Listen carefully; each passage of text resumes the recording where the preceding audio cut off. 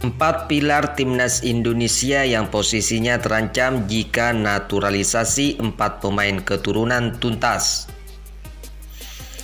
PSSI saat ini sedang mengurus proses naturalisasi 4 pemain keturunan Indonesia agar bisa memperkuat Garuda Indonesia. Keempatnya yaitu Sandy Walsh, Jordi Amat, Max Hilger, dan Ragnar Oratmangun. Anggota Komite Eksekutif PSSI, Hassani Abdul Ghani, yang diserahi tanggung jawab mengurus proses naturalisasi keempatnya, beberapa hari lalu memberikan kabar terbaru. Dalam akun Instagramnya, ia menjelaskan proses yang sedang dilakukan PSSI. Untuk Jordi Amat dan Sandy Walsh, diinformasikan dokumennya sudah dikirimkan agen mereka dari Eropa ke PSSI. Sementara dokumen Max Hilger dan Ragnar Oratmangun dijanjikan baru dikirim Februari.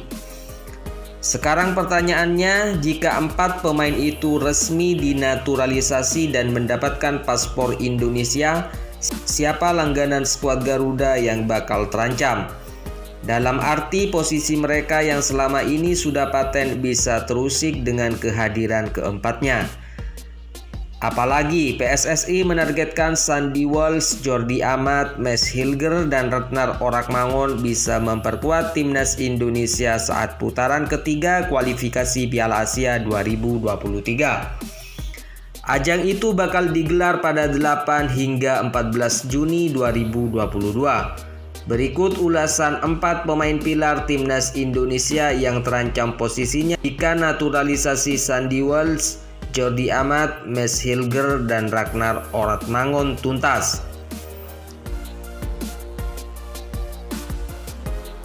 Sandy Walsh, Asnawi Mangku Alam. Dua pemain ini sama-sama bermain sebagai bek kanan. Namun untuk Sandy Walsh, ia juga bisa beroperasi di pos bek tengah. Pemain berusia 26 tahun itu saat ini bermain untuk klub asal Belgia, KV Mechelen. Ia juga pernah memperkuat timnas Belanda U15, U16, U17, U18, U19, dan U20. Dengan rekam jejak Sandy Walsh yang lebih mentereng, bisa jadi peran Asnawi sebagai bek kanan timnas Indonesia menjadi terancam. Padahal ia merupakan pemain kepercayaan Sintayong. Jordi Amat, Elkan Bagot. Pengalaman Jordi Amat menjadi ancaman buat Elkan Bagot. Sebab ia sudah berkarir selama 12 tahun di banyak kompetisi papan atas Eropa. Sejak 2010 ia pernah memperkuat Espanyol, Rayo Vallecano, Swansea City, Real Betis, dan sekarang di Eupen, klub kasta tertinggi Belgia. Jordi Amat adalah pemain di posisi bek tengah, sama dengan yang ditempati Elkan Bagot. Jika Jordi Amat resmi menjadi warga negara Indonesia, maka posisi Elkan Bagot yang masih minim pengalaman di Eropa bisa tergusur dari pemain utama timnas Indonesia. Hilger, Alfrenda Dewangga. Penampilan apik yang diperlihatkan Alfrenda Dewangga di Piala AFF 2020 bisa terlupakan jika Max Hilger resmi menjadi warga negara Indonesia. Sebab posisi bermain mereka sama. Max Hilger bisa dimainkan sebagai bek tengah atau gelandang bertahan, persis dengan spesialisasi Alfrenda Dewangga.